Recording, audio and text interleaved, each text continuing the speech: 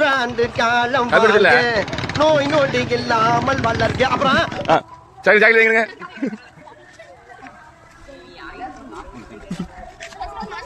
Chocolate கிடைச்சிருக்கு. உங்களுக்கு என்ன சாக்லேட்? நம்மளுக்கு கிரிக்கெட்.